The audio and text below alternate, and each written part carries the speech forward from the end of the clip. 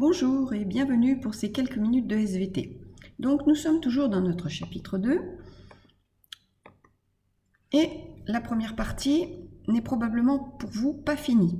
C'est-à-dire que vous avez fait les révisions, l'expérience de von Behring et entre l'expérience de von Behring et le grand 2, vous avez toute une partie pratique.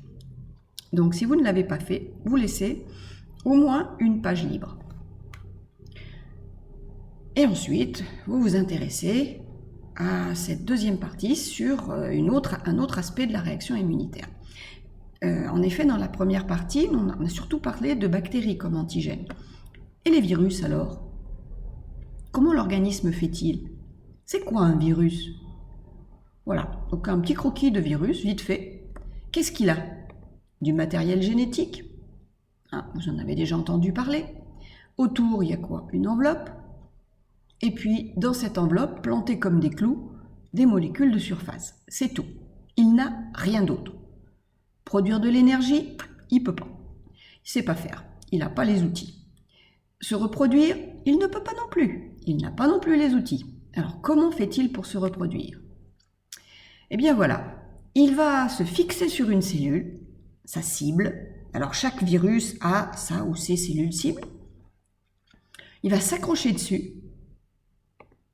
Et il va rentrer dedans. Un petit peu comme la phagocytose, sauf que c'est pas la cellule qui décide, c'est lui. C'est lui qui décide de rentrer. Il lui demande pas la permission, il entre. Et une fois qu'il est dedans, son matériel génétique va lui servir à détourner l'activité de la cellule de façon à ce qu'il se reproduise. Et donc voilà ce qui se passe. La multiplication de plein de petits virus par la cellule. Donc la cellule, en fait, obéit aux ordres du virus et sort de la cellule des milliers de virus. Et ensuite, bien entendu, l'étape 4, chaque petit virus qui sort d'une cellule va rentrer dans une autre cellule, et ainsi de suite. Donc un virus, c'est pas un être vivant, il n'est pas capable de se reproduire. Il se multiplie à l'intérieur des cellules, de ces cellules cibles. Puis, ensuite, il en sort et recommence dans d'autres cellules. Donc, un virus, c'est un parasite. J'ai du mal, moi j'arrive pas à les appeler êtres vivants. Se servir des autres comme ça, c'est pas normal. Donc voilà pour notre introduction sur le virus. Votre travail, ça va être à l'aide du texte, d'expliquer pourquoi on meurt du sida. Alors, premièrement, vous m'identifiez l'antigène, c'est-à-dire ce qui cause la maladie.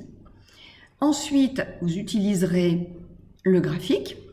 Ici, il est tout nu, il n'a rien, il n'a pas de légende, on ne sait pas ce que c'est que cette courbe verte, ni la bleue, ni la rouge. On ne sait pas à quoi correspondent ces trois morceaux. Donc, vous me mettez des légendes, mais surtout, vous me justifiez chacune des trois courbes. Je veux savoir pourquoi la verte c'est ça et pas autre chose. Et la justification, vous la tirerez dans le graphique. Dans le texte. Donc éventuellement, vous pouvez souligner les parties du texte qui vous intéressent, mais comme vous êtes à l'écrit, vous rédigerez les parties du texte qui vous ont permis d'identifier chaque courbe. Un argument me suffit, un argument qui est bon, cohérent et complet, ça me suffit. Et ensuite, vous répondez à la question.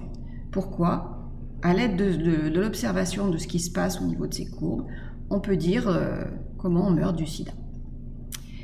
Voilà, ça c'est le texte, vous pouvez souligner. Je vous laisse faire votre travail. À bientôt. Au revoir, merci de m'avoir écouté.